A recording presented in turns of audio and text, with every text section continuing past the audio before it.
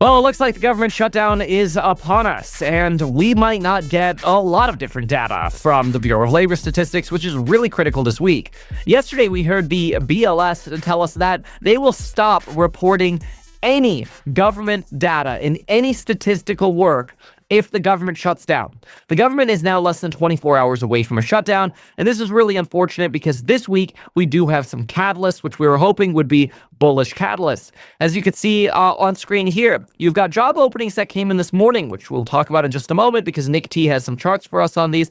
But we can also see that the ADP private survey, which is expected to come out tomorrow, sits at a survey of about 50 to 51K, 51 on the Doomberg and 50 over here. And then we can see the initial claims data and the non-farm payrolls data. These are the ones that we got to pay attention to because both of these could end up getting halted if the U.S. government shuts down. Both of them. Just minutes ago, the Bureau of Labor Statistics came out and reiterated that they will not release unemployment claims data on Thursday if the government shuts down. It is likely that they also will not release payrolls data because that's what they said yesterday. Yesterday, they said we won't be releasing payrolls data. Today, they're saying we're not going to release unemployment claims data. So it sounds like if the government shuts down, we're not going to get anything. Now, yesterday, I'm going to save you the 20 minutes from actually watching it, but yesterday we had J.D. Vance flanked by Vaught and Thune and Johnson come out and basically say, we're heading towards a shutdown. That's because J.D. Vance says that Democrats want medical funding for illegal immigrants. This is not what Democrats are looking for, but this is what Republicans are using to brand the Democrats' holdup to make it look unpopular for Democrats to cause the shutdown, which, of course, would just lead to Donald Trump being able to fire as many people as he possibly can, which is exactly what Donald Trump wants to do. So my anticipation is we are almost certainly going into a shutdown because it gives Donald Trump what he wants. We already know this. We saw the Washington Post article, and we also see the Bloomberg headline this morning. Trump threatens a lot of firings as deadlines loom. Yes, we know Trump wants to do this because he could blame Democrats for it. Look, remember, Democrats are looking for extensions of the ACA, the Obamacare credits, especially now that we're at medical enrollment time. Republicans are saying, let's deal with that later. But the problem is, at the beginning of enrollment time is when you're going to start seeing price changes. And enrollment time starts roughly now for insurances, where they start building out their pricing. Most enrollment's really done in November. So if we kick the can down the road until after the holidays, it'll be too late and people will lock in higher healthcare costs for the next year through the Affordable Care Act. That said, you've also got Democrats who are looking for funding to be returned to Medicaid. Now, Medicaid funding, somewhere around $1 trillion of Medicaid funding was cut in the Big Beautiful Bill. That's because, the Big Beautiful Bill is estimated at like a $3.3 trillion cost. It would have been like $4.3 trillion if they didn't cut Medicaid. So Medicaid really helped reduce the appearance of the cost of the Big Beautiful Bill. So, of course, Republicans are like, no, we don't want that back in because that's just going to make our tax cuts look more expensive. Okay, so that's where the standstill is right now. Republicans are like, just give us a clean resolution. We'll debate all these other things later. But the problem is we know that Republicans don't need to debate anything with Democrats. So Democrats take the opportunity that they can get, which is a government shutdown negotiation where you need 60 votes to keep the government funded, basically. And they use that as an opportunity to try to leverage and get what they want and create at least some sign of backbone for midterms. That's also what this is about, is standing up for what each side wants to posture for midterms. Problem is, I really think Donald Trump wants a shutdown. Now, what is that good for and what is it not good for? Well, that's exactly what we're going to break down because there's some data, frankly, on this. Just worth knowing as we go into this, if the government shuts down, we end up hiding unemployment claims data. We hide jobs data that comes out on Friday. So we're really left with just the ADP numbers for tomorrow. It lets Vaught fire people, or vote, I guess is how you say his name, fire people, which is what he said. That's what he outlined from Project 2025. That's what he wants. It prevents spending on Obamacare and Medicaid, which is what Trump wants. It basically gives Trump exactly what he wants, smaller government. So a shutdown is kind of perfect for him. Now, it comes at a time where we have some economic weakness. I mean, look, the Chicago Business Barometer dipped in September, but it's not just that it dipped in September. And this is seen, even though it's a survey of the Chicago area, the company says they're a leading national indicator. That's how they pitch their own survey. So it's probably a little bit biased in that sense. But keep in mind what they say here. They say that the largest proportion of respondents is now reporting the smallest level of employment growth since the immediate aftermath of the 2008 financial crisis. And usually after a financial crisis, that's when you have the worst job numbers. And they're basically saying we have the worst job numbers right now in this leading indicator per them since the financial crisis. And that we are seeing a decline driven by, quote, another sharp slowdown in new orders alongside declines in supplier deliveries and employment. So basically, you're seeing parts of the economy that are sending these warning signs of, hey, like, things are slowing down. Trump doesn't want anything to look like things are slowing down, so it's beneficial to him to have a delay of some of these unemployment surveys. Look at and understand how these government shutdowns work. Congress gets partially closed. Federal courts stay open. The housing department is partially closed. The Treasury Department is partially closed. The IRS is mostly closed during a government shutdown. Keep in mind, like, you have personal tax extensions due October 15th. Like, this is tax season. You just had corporations that had quarterly earnings due on September 15th. You had corporate reports due September 15th for a lot of companies. A lot of reporting companies have 6-month reporting requirements that are due today, although that's more SEC, for September 30th. So you got a lot going on. The Federal Reserve stays open. Small business administration partially closed. Museums and parks partially closed. So, government shutdown is going to hit some things. Now, how does the market usually respond? Well, Bloomberg suggests that usually in a government shutdown, you get mixed effects. Goldman says this as well. One thing that seems to be a consensus is that yields tend to go down.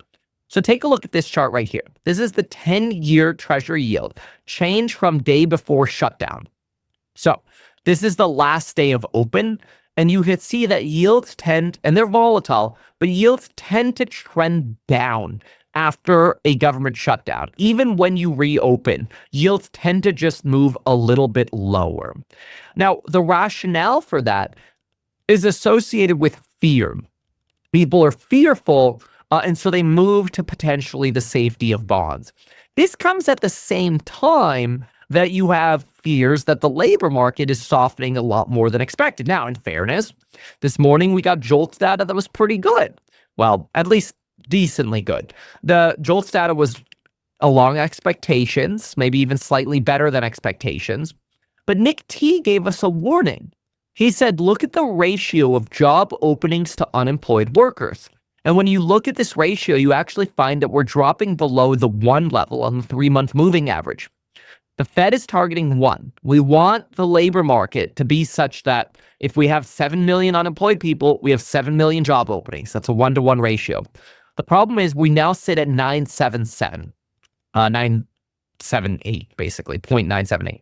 And we can calculate that by using the household survey of 7,384,000 unemployed individuals in the household survey, which is literally lifted from this chart right here. You can get all this data, by the way, that's written down in the Meet Kevin app. It's literally free. Download the Meet Kevin app, press data, and you can see all of this. Okay. And then when you divide these two, you get a ratio that's below 1 now. So that's how many people are unemployed by job openings. So the job openings number is slowing. And that might be why markets are pricing in a 96.7% chance of a rate cut in October. October 29th is when we have our next rate cut. Now, what happens if the Fed stays closed until then, or rather the government? Well, we might not actually get our jobs data. We might not give the Federal Reserve the ammunition they need to give us another rate cut. Now, look at the S&P 500. Usually, and this is why I always say, generally, and I've been saying this for days, usually government shutdowns are a buy the dip opportunity, unless, of course, you have some kind of shocker in the labor market this time. So in the S&P 500, typically, once the government reopens, you go straight up. So when the government shuts down, you had a low and you go straight up. So almost always a buy the dip opportunity on the your S&P 500 over here.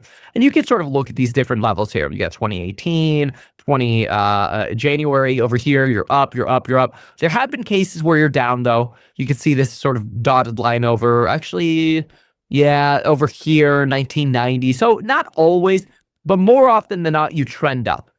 Same with the 10-year Treasury yield, except in reverse. So bonds gain in value, but their yields trend down. Almost all of the lines here below zero. And then the US dollar does tend to slip a bit afterwards. So this is somewhat interesting data. Now, Donald Trump believes this morning, along with Chuck Schumer, both of them, actually, Donald Trump was last night, Chuck Schumer was this morning. Chuck Schumer this morning says we are heading towards a shutdown. Donald Trump said the same thing yesterday in an interview with Politico, which I can show you in just a moment. But take a look at this. Government compensation of employees represents about 1.2% of GDP. So it's not like the largest factor as part of GDP. And discretionary spending, which gets paused in a government shutdown, only represents about 25% of the government spending. So it's not like it's the employees are the core driver of the economy at the federal government, or that, government discretionary spending is a core driver here. That's not the case at all. That's probably why they're usually a government shutdown. Last time in 2013 over here, we delayed Bureau of Labor Statistics data by 18 days. The risk now is if we delay and we end up having a long government shutdown like we did over here, we actually might not give the Federal Reserve the unemployment data that they need for the October 29th deadline. October 29th is when the Fed makes their rate decision. And the next one, we don't have a Fed meeting at all in November. So the next meeting then isn't until December 10th, where we're pricing in a combined cumulative chance of or total of 1.73 cuts. So we're not fully pricing in those 2 rate cuts this year. This unemployment report was really supposed to be the data that tells us, are we going to get a soft landing or not? Employment in the DC area has fallen this year, of course, because Trump wants to fire a lot of people. Most furloughed workers do not get counted in unemployment numbers. So just because these workers are going to get furloughed, you're generally not going to see them show up in the unemployment reports. They're not filing for unemployment. They're just doing their job without getting paid. So usually these shutdowns, just not a big deal. The only issue is delaying our data. That's the pisser. We don't want to delay our data. And that is unfortunately exactly what might happen this time. As you can see here, the big ones being claims. I personally don't care about the weekly data. I think it's a very volatile and noisy number, and it doesn't really matter. And then, of course, non-farm payrolls. Those are going to be the ones that get delayed. Now, I'm a little bearish and been a little bearish the last 2 days. The last 2 days in the Meet Kevin Alpha report, I've been saying, hey, I think Qs are going to go down. I don't think you want to bet on some skyrocketing Qs here because, frankly, I think people aren't pricing in the risk that we're going to shut down. And I think Donald Trump wants a shutdown. And so what I've been saying in the Alpha report, it happened. Look at the Qs yesterday. Let's get rid of this. Look at the Qs yesterday. The Qs ran up and that was only for the first 30 minutes. And then what happened? The Qs closed lower and bled for the rest of the day. And now we're right on the Qs again. So, that's not because I'm bearish the economy right now. It's because I recognize that usually leading into a government shutdown and leading into data, you get weakness. This is the kind of technical, analysis that we do regularly. We do this on a daily basis. I also set up, by the way, trades. If you want to join, you could join at meetkevin.com. We've got coupon code Daddy's Backup. But remember what you get if you do this. Oh, that's funny how that does that. But anyway, remember what you get. If you join, you get all of the trade alerts. You get all the courses, all the new lectures coming out, all the live streams, all the alpha reports. But anyway, my take is that over the next few weeks, the best thing that could happen is we end up getting, how should I put it? Over the next few weeks, what we want to get are the best possible job numbers to finally confirm a rounding out of the labor market. That would be the best case scenario. Donald Trump's layoffs, I actually don't think are that huge of a deal because This is just Donald Trump's MO anyway. Donald Trump threatens a lot of firings. Yeah. But people don't look at government firings as really like weakness for the government anyway. The White House last week directed agencies to draw up plans for mass firings. This will be the 14th government shutdown. This bill doesn't have an iota of Democratic input, says Schumer yesterday. I watched the full video yesterday of what Republicans are saying and what Democrats are saying. Like, there will be a path to them getting the government reopened. I'm not worried about that. But it is extremely likely, in my opinion, we will shut down before we get to that stage. And that's okay. I think that's why Kalshi is showing an 82% chance of a government shutdown. I also think, this is correct when Politico says that, Donald Trump thinks I'm not worried about people thinking that it's Republicans' fault that there's a shutdown. Exactly. We have Donald Trump who's blaming Democrats, and it gives them an opportunity to fire people like generals. See, Trump says he'll fire generals on the spot if he dislikes them. That's the situation that we're in right now. So what does that mean broadly? Well, it means gold up, frankly. And the reason gold's going up on the shutdown fears is because of a safety asset. This happens every single time. You get uncertainty with a lack of data or uncertainty in the stock market, yields down on bonds, so bonds up and gold up. But usually it's a buy the dip opportunity for the stock market. Almost always. So we'll see. But again, the only thing that could really screw it up right now would be bad jobs data. We need to round this out. Oh, that's interesting. Tesla's now down 1.4%. I was bearish on Tesla as well the last 2 days. So I called the 414 bounce. And then yesterday morning in the Alpha report, Tesla was trading at 447. And I'm like, guys, look, we're in no man's land. Okay? The Me Kevin Alpha report, you could fact check me on this yesterday. It's in the report yesterday. We talked about it today as well. Tesla's in no man's land.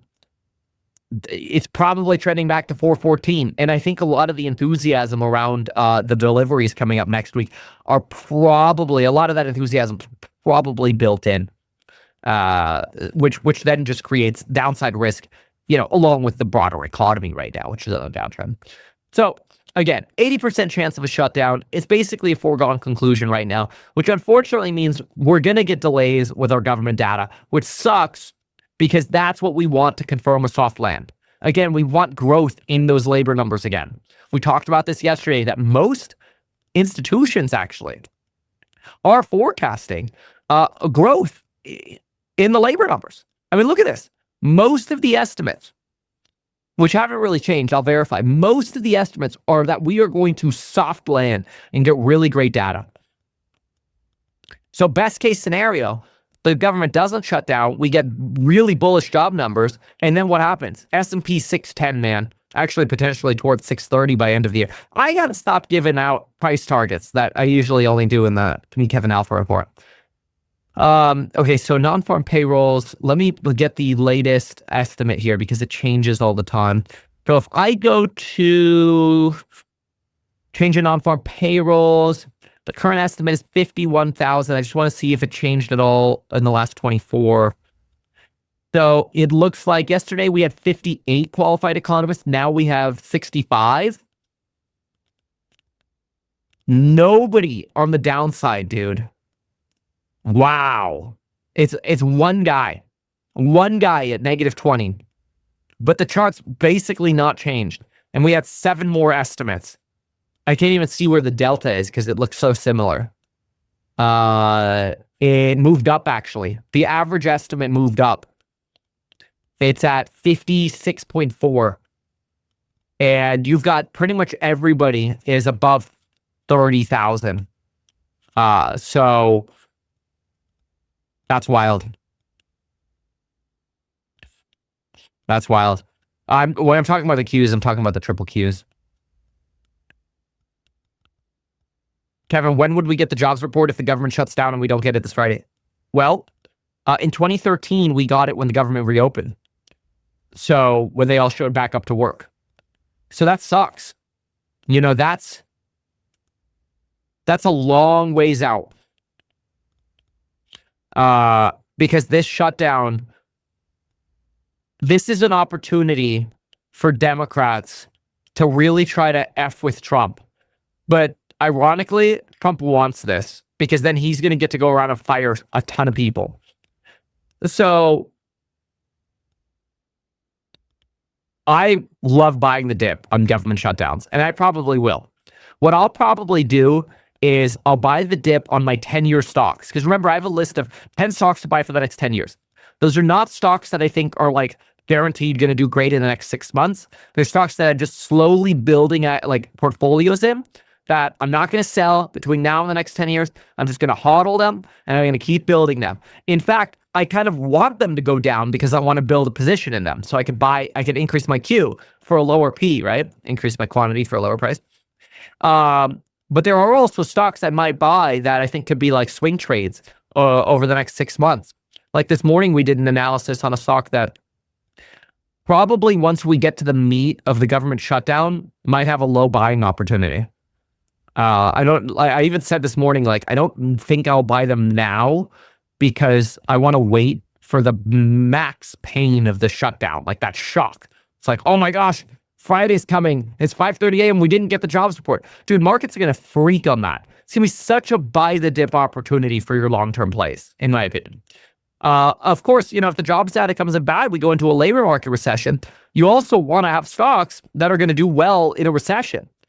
And I don't think all stocks will do well in a recession. It's, you're going to be looking at, sure, interest rate sensitive, but you also have to consider, and this is something to think about. People forget this when it comes to debt. People will leverage up to the tits, we call it. You leverage up, and let's say you buy a house today for $1 million, okay? And you put 20% down or 10% down because you're Lisa Cook and you say you're going to live there. And then you leverage up at, 6.5% on a 30-year mortgage. Okay, everybody's idea is, I'll just refinance when rates come down. Then shit hits the fan, you go into a recession. Okay, then you're in a recession. What appraiser is going to let you refinance? That's the problem, right? So rates go to zero, and you're like, I could refinance and get a lower rate. But then all the appraisals start coming in low because the appraisers are worried. It's not just that prices can go down on real estate. I actually think lower rates will drive prices higher. But it's that you create fear in appraisal land. Appraisers are worried about getting sued because if we're in a recession, oh my gosh, I better sharpen my pencil on all my appraisals. Appraisals are going to come in lower because now what? Well, if I write this too high, I could lose my license if the banks lose money and I get sued. So everybody sharpens their pencils. It becomes harder to refinance. Worst case scenario, home prices fall, which, could happen. And then you're saddled with debt on a fixed rate mortgage at 6.5%, and rates are at zero, and you can't refinance, and you can't sell. That's the downside of being levered to the tits. In other words, you're effed. So, and there are people today buying real estate at negative cash flows, making the bet that, it's all going to be okay because rates are going to come down and then, home prices are going to go up and I'll be able to refinance. Yeah, well, what if you can't refinance? And so, that's why, maybe just call me like a doom boomer, okay? Call me Bowser. That's what you could call me. Call me Bowser. You got a sitar. I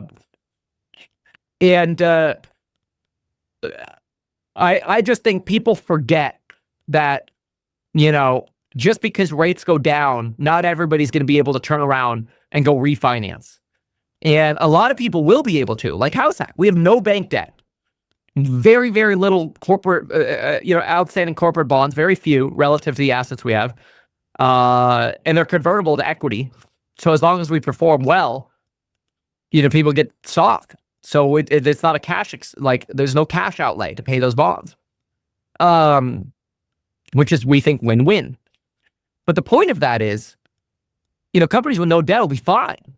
But if people are levered to the tits, and then they think they could refinance, but they can't, That's when you hit the poopy doobies. Now, the reason I bring that up is just to keep on your radar. Just be careful with your assumptions around when things go bad, and consider that when you're looking at stocks to buy. So anyway, that's the reason I wanted to bring that up. So somebody here says home prices are already falling in Florida or Texas. Yeah, Florida, Texas have this uniqueness to them in that they do overbuild. So they are much more cyclically sensitive. However, sometimes they've been seen as a leading indicator as well. In the 2008 financial crisis, Texas and Florida got hit the worst too. So did Vegas.